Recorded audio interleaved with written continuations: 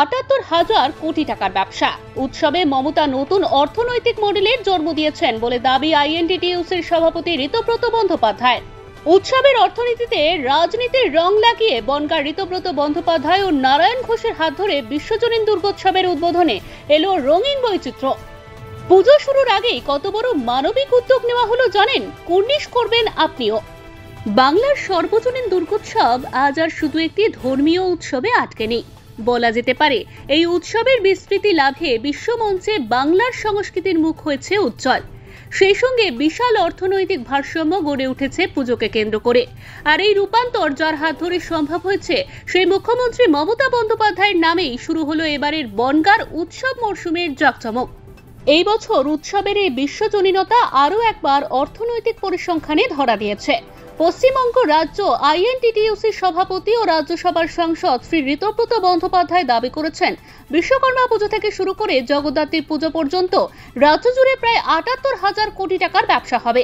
এই বিশাল অঙ্ক শুধু উৎসবের জাঁকজমকই নয়, এর সঙ্গে জড়িত বাংলার লক্ষ লক্ষ শিল্পী, কারিগর, ব্যবসায়ী ও শ্রমিকদের জীবন জীবিকা। অর্থাৎ উৎসবের হাত ধরেই অর্থনীতির চাকা সচল রাখার এক উজ্জ্বল বাস্তব চিত্র তুলে ধরেছে।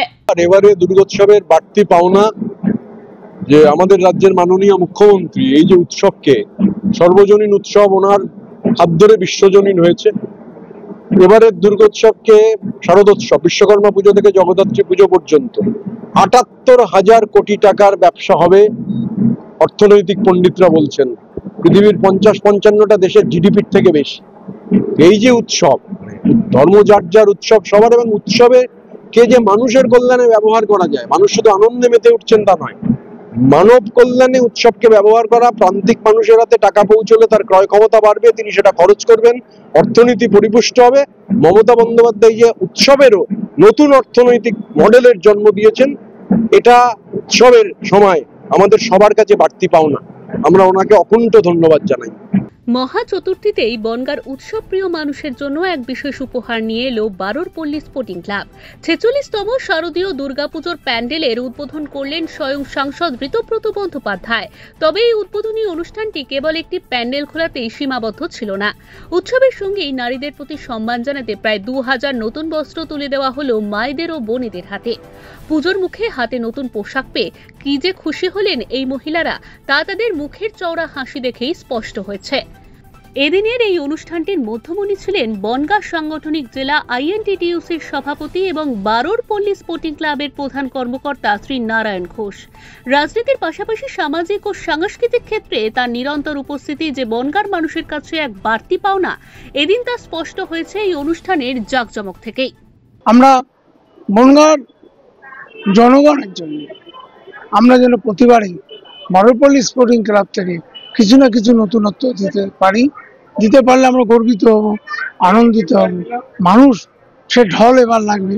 কলকাতার পরে বনগাঁ, এটা জানেন, এটা প্রচার আছে। এবার বোঝা যাবে। আমি ভগবানের কাছে একটাই কৃপা করব, আশীর্বাদ চাইব, ঠাকুর যেন বর্ষা না হোক, মানুষ লক্ষ লক্ষ লোক আসুক, বাড়ির বাচ্চারা সবাই আনন্দ করুক। এইটা যে কতদিন বাজে যেন খুব সুন্দরভাবে হয়, মানুষ শারদোৎসব আনন্দ করুক, ভালোভাবে থাকুক, সুস্থ থাকুক প্রত্যেক পরিবার।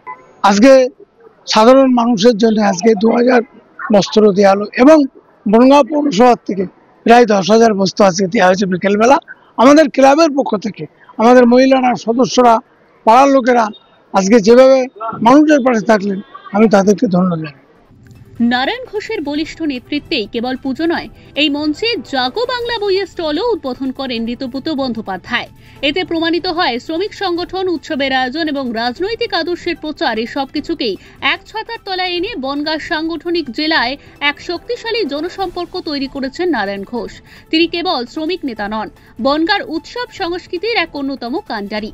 এই অনুষ্ঠানে উপস্থিত ছিলেন রাজ্যসভার সাংসদ মমতা বালা ঠাকুর, বনগাঁ সাংগঠনিক জেলা তৃণমূল কংগ্রেস সভাপতি বিশ্বজিৎ দাস, বনগাঁ পৌরসভার পৌর প্রধান গোপাল শেঠ সহ নদিয়া ও বনগাঁর একাধিক গুরুত্বপূর্ণ রাজনৈতিক ব্যক্তিত্ব ও কাউন্সিলর বৃন্দ। Bureau report, digital news Bangla.